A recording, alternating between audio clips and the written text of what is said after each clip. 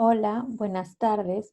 Mi nombre es Samantha Ramírez Castillo y soy psicóloga del Centro A Tu Lado, que en coordinación con el programa del Gobierno Regional de la Municipalidad de Lima nos va a permitir tener un espacio para poder conversar acerca de las secuelas psicológicas que puede haber generado una persona que ha padecido del COVID-19. Por ello, agradezco al gobierno regional por la oportunidad de poder conversar de este tema tan sensible y que se va volviendo cada día más relevante por impactar no solo a nivel físico, sino a nivel mental y emocional. Contagiarse de una enfermedad como el COVID-19 puede tener diversos efectos. Ello porque está en juego muchos factores como la personalidad, la subjetividad, la perspectiva que se tenga de dicha enfermedad, es decir, cómo se piense acerca de esa enfermedad, los recursos internos con los que se cuente, cómo la persona ha aprendido a sobrellevar los problemas, los recursos externos, es decir, si cuenta con facilidades económicas, con apoyo familiar, apoyo social, todo eso y en qué medida esté presente va a generar situaciones particulares que serán vividas desde la subjetividad de cada persona. Es por ello que esto es un reto para la psicología, pero además es importante que las personas que necesitan apoyo, por ejemplo, si usted nota que algún familiar está necesitando de alguna orientación psicológica, de algún acompañamiento psicológico, o usted mismo busque esta ayuda a través de una atención online, pues cada caso tiene sus propios matices y particularidades que deben ser abordados de uno a uno, respetando la subjetividad de cada quien. Para empezar este tema voy a desarrollarlo por grupo de edad, empezando por los niños, después los adolescentes, adultos y adultos mayores. Pero también quiero tomarme un momento para dar algunos consejos al personal de salud, ya que ellos están expuestos por atender a pacientes que padecen de esta enfermedad y también por el estigma social, por considerarlos un vector de contagio y muchas veces las personas aíslan al personal de salud. Eh, para cada uno de los grupos de edades voy a dar alternativas de actividades que se pueden realizar para disminuir los efectos de estas secuelas, pero recalco que en el caso de ser necesario un acompañamiento psicológico, una terapia, no existe algún tip que pueda reemplazar ello. Se tiene que hacer un proceso terapéutico. Bien, empecemos con la población infantil. Para los niños es muy confuso y atemorizante la situación por la que están pasando porque en poco tiempo han tenido que cambiar una serie de rutinas y actividades que le generaban cierta estabilidad en su vida, como asistir a clases, ya sean escolares o extraescolares, tener un horario de actividades, compartir con sus compañeros, el ocio fuera de casa, ello, acompañado de un temor de poder contraer esta enfermedad o de que algún familiar lo contraiga, aumentará los niveles de angustia.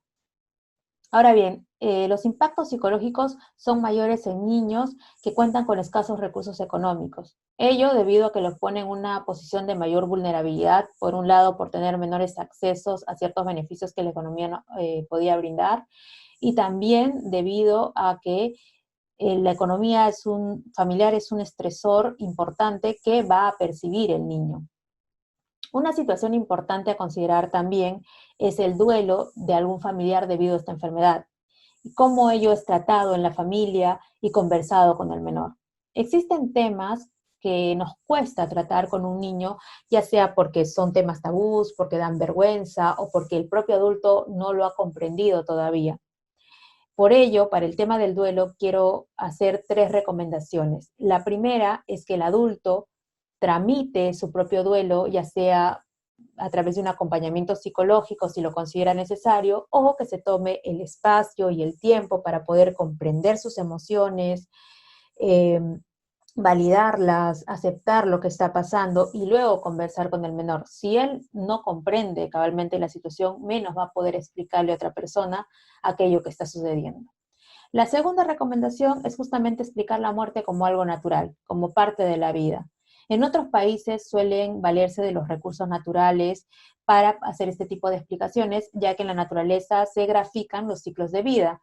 Entonces, los cambios de estaciones dan cuenta de cómo los árboles mutan de hojas, y esta mutación de hojas son muertes de algunas hojas para que resurja otra vida, o el ciclo de vida animal, etcétera, y van pauteando de que es algo que está presente en el día a día. Una tercera recomendación, y creo que es importantísima, es el hecho de señalar que la persona que falleció no decidió hacerlo, no es voluntario. Esto puede parecer un poco obvio, pero a veces el adulto, cuando se comunica con un niño acerca de alguna muerte, utiliza ciertos eufemismos que no terminan de aclarar al menor la situación. Por ejemplo, se fue, partió. Entonces, al ser poco específico, hace que el niño busque explicaciones para tratar de entender aquello que sucedió y recurra a experiencias previas o a fantasías.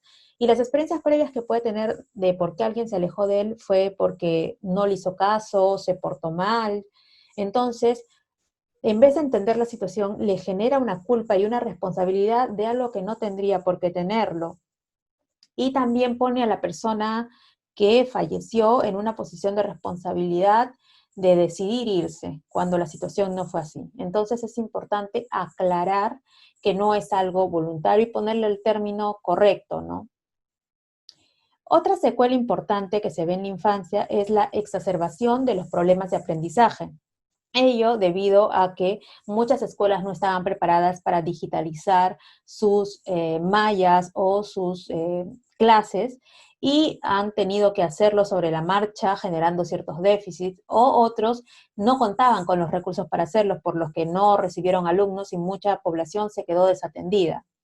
Y es muy importante que los niños reciban la educación sin atrasarse, debido a que existen ciertos hitos, o sea, ciertas edades claves para aprender ciertas destrezas. Es cierto que posteriormente se pueden aprender, pero eh, cuando pasa el tiempo de este hito que menciono, de esta edad potencial, la destreza se aprende, pero con un menor desenvolvimiento. Por ejemplo, el lenguaje. El lenguaje se adquiere desde que uno es muy pequeño, desde bebé.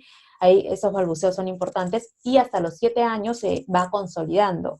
Posteriormente, a los 7 años, un niño podría adquirir lenguaje, sí, pero el uso y la destreza de este no va a ser igual a alguien que lo adquirió en edades más tempranas y que lo fue desarrollando de acuerdo a los hitos correspondientes. Otra población que se ve vulnerada es aquella que tenía una condición previa o una necesidad especial y que necesitaba un programa presencial de atención psicológica. Es importante que los centros de salud mental y psicológicos implementen su tratamiento con protocolos virtualizados que permitan que estas personas puedan continuar con su atención, y que los padres busquen una asesoría personalizada de manera virtual para menguar los efectos de esta secuela. Por último, el riesgo general, la secuela general, está en la salud mental del menor y en el bienestar del mismo. ¿Por qué? Porque están sometidos a distanciamiento social, a restricciones de desplazamiento, y esto se traduce en ansiedad, en angustia, en inestabilidad por el futuro. Entonces, los niños que sufren de privaciones extremas pueden experimentar grados de estrés agudo que afecten su desarrollo cognitivo, y ello, en consecuencia, puede generar problemas de salud mental a largo plazo. Por esto, para contrarrestar un poco el tema de la ansiedad, de la inestabilidad, es importante realizar rutinas que traten de reestabilizar aquello que se perdió, es decir, que sean un símil con las rutinas que tenían anteriormente en la medida de lo posible. Y que facilitar el contacto digital de los niños con sus amigos. Además, es importante que el adulto esté pendiente de si observa conductas de retraimiento antes no presentes en el niño, o conductas de regresión, por ejemplo, que se estén presentando conductas que ya se creían superadas, por ejemplo, que se esté orinando en la cama, puede ser una señal de angustia, o conductas que no son acordes a su edad, porque puede ser que el niño esté retornando a etapas anteriores en las que se sentía seguro, y en todo caso sería importante que se explore en la particularidad de este sujeto qué es lo que está pasando. La incertidumbre por la ausencia de algún cuidador, por ejemplo los abuelos, es muy notoria en los niños desde los 2 años y se manifiesta a través de estar triste, molesto, y por ello es importante facilitarles un contacto virtual. También señalar que a los 9 años el niño centra más sus preocupaciones en el futuro, por ejemplo, cuándo volveré al colegio, cuándo volverá mi estilo de vida. Ahora hablaré un poco acerca de los adolescentes. Ellos también han vivido un cambio en su estilo de vida, con pérdidas de hábitos, de rutinas, y ello va a afectar su calidad de vida y el bienestar. Además, se pueden haber implementado en su vida ciertas pautas de conducta y estilos de vida poco saludables. Por ejemplo, el sedentarismo, las dietas poco saludables, los patrones de sueño irregulares, y todo ello va a afectar el bienestar y la calidad de vida. Y para ello será importante establecer rutinas saludables y, en la medida de lo posible, aquello que se tenía y que pueda realizar, por ejemplo, el ejercicio, ya de repente no va a ser pudiendo salir de casa, pero sí implementarlo dentro de casa. En los adolescentes, a diferencia de los niños, la inquietud por la situación no se va a manifestar a través de conductas regresivas, sino a través de conductas desafiantes, no querer obedecer a los adultos, contestar mal, peleas, etcétera. Y además también pueden presentar síntomas físicos como problemas de sueño, pérdidas de apetito, disminución de la energía, aislamiento de sus compañeros o de sus seres queridos. Y es importante para eso que las rutinas saludables se establezcan para disminuir estos estados de estrés. Es poco probable, dice la literatura, que luego de una pandemia los adolescentes necesiten apoyo psicológico. Sin embargo, puede darse el caso si después de hacer estos cambios de rutina y de estilos de vida, en donde el adolescente puede ser más autónomo. ¿Qué quiero decir? El adolescente, a diferencia del niño, puede elegir de manera más libre qué actividades quiere realizar. Me refiero a actividades extraescolares. Entonces, si el adolescente, pese a implementar estos cambios, continúa teniendo un cuadro ansioso, un cuadro depresivo, es importante que se acuda a un acompañamiento psicológico. Además, es probable que necesitan apoyo si existen casos que están atravesando por un proceso de duelo, ya que la adolescencia es una etapa en la que el duelo o la muerte no es considerado como algo que les pueda ocurrir a ellos. Y si algún compañero fallece, va a dar un giro en esta mentalidad. Muchas veces se confunde la falta de medir las consecuencias de los adolescentes con mera irresponsabilidad, pero también es porque en esa edad todavía no está tan desarrollada la perspectiva de la muerte. De hecho, es algo que disminuye en esa etapa y por ello puede ser necesario que se acompañe un proceso de duelo. En el caso de la población adulta, ellos van a demostrar mayor preocupación por la incertidumbre de la situación actual, por poder contraer la enfermedad o si ya la tienen, presentar unas secuelas de estados afectivos de enfado, irritación, cambios de humor, sentimientos depresivos, dificultades para concentrarse, problemas de sueño. En líneas generales, este malestar psicológico que he mencionado es mayor en mujeres que en varones. Sin embargo, esta relación varía al aumentar la edad, es decir, ya se va emparejando, tanto mujeres como adultos.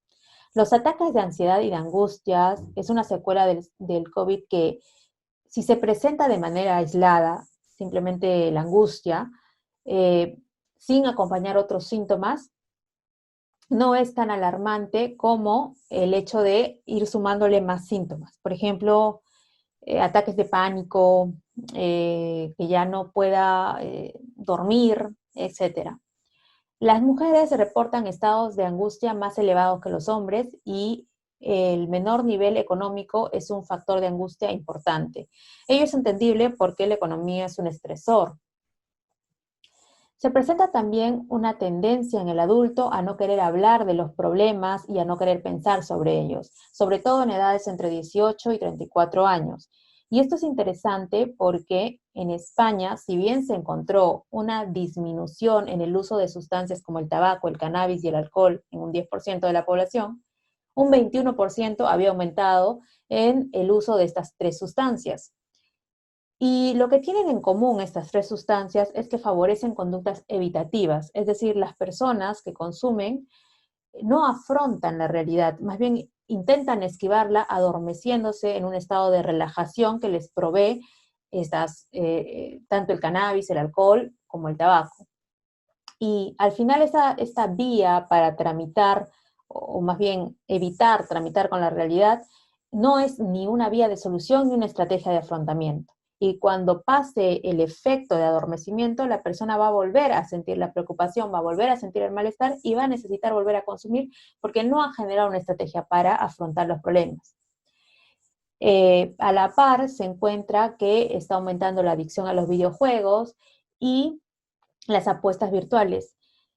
Los videojuegos no son necesariamente dañinos o malos, pero si están evitando que la persona se enfrente a la realidad y prefiere estar metida solo en el juego y ya es algo compulsivo, habría que darle una mirada con ayuda profesional. Entonces, ¿qué medidas se puede hacer si se presentan todas estas secuelas mencionadas en el adulto?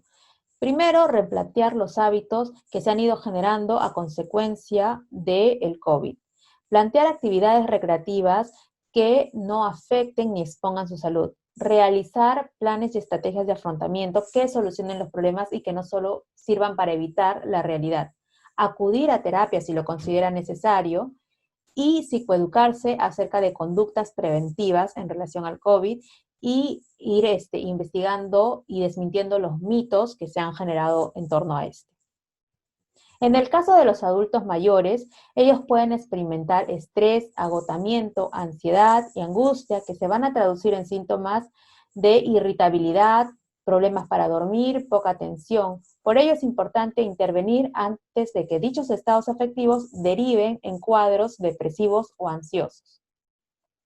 Pero ¿cómo poder hacer algo para contrarrestar estas secuelas en el adulto mayor? Primero hay que dosificar la información. No un tiempo mayor a 2 horas en la exposición de la información en relación al COVID y no información orientada a que genere más ansiedad. Por ejemplo, el aumento de los casos, sino más bien centrados en la prevención o en medidas que pueden implementar ellos.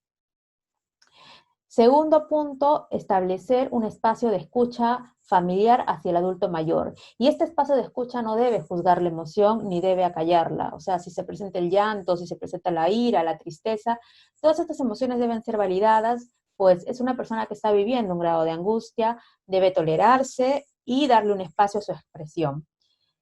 También es importante que en este espacio de escucha se facilite un diálogo que permita que el adulto mayor cuente experiencias previas, ya sea si ha atravesado alguna pandemia o si ha vivido una situación conflictiva, por ejemplo, el conflicto armado, que es una situación bastante compleja, pero que de alguna manera ha sabido sobreponerse y qué estrategia se empleó. Todo ello con fin a que pueda pensar que ya ha atravesado situaciones difíciles y ha salido airoso.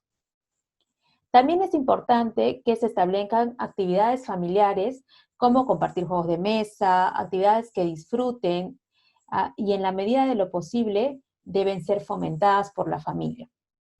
Si el adulto mayor vive solo, debe enseñarse el uso de medios digitales que le permitan mantener un contacto con la familia. Lo importante es que el adulto no sienta que debido a esta enfermedad ha perdido contacto con su familia, sino que éste sigue estando presente. Con respecto al personal de salud, bueno, en este caso el personal de salud está expuesto a temores por poder contraer ellos mismos la enfermedad al estar expuesto a mayor casos de personas que padecen de esta enfermedad, también exponer a su familia al contagio, el estigma social por ser trabajadores que están en contacto con personas que están en tratamiento por COVID. Entonces, todo eso genera una posición de mayor estrés y el estrés mayor vulnerabilidad para ellos, llegando a experimentar ansiedad, depresión, miedo y frustración. Entonces, el cuidado para el personal de salud debe venir por cuidar sus necesidades básicas, adecuada alimentación y descanso, planificar sus rutinas fuera del trabajo, que compartan información constructiva con sus compañeros de trabajo y que estas medidas de solución que conversen realmente se lleguen a implementar en el trabajo, mantener contacto con su familia y sus seres queridos. La autoobservación es muy importante porque consiste en ser consciente de sus emociones como algo normal y no como un signo de debilidad. Y ello le va a permitir poder compartir con otras personas sus emociones y no guardárselas, o también ser capaz de pedir ayuda si lo considera necesario. Quiero terminar con algunas recomendaciones generales. La primera es mostrar empatía con las personas contagiadas. Hay que considerar que las personas que han padecido esta enfermedad, más allá de las circunstancias que los hayan llevado al contagio, están sufriendo por esa situación y hay familiares que están sufriendo porque estas personas estén contagiadas. Entonces, que los mensajes dirigidos a estas personas sean desde una mirada empática y no una mirada culpabilizadora. Segundo punto es cómo referirse a estas personas. A veces se emplean términos como casos COVID, las víctimas, las familias de COVID o enfermos. Y lo que tienen en común estos términos es que despersonalizan y ponen la enfermedad como definición del ser. Es decir, en vez de decir la identidad de la persona, se le define por la enfermedad.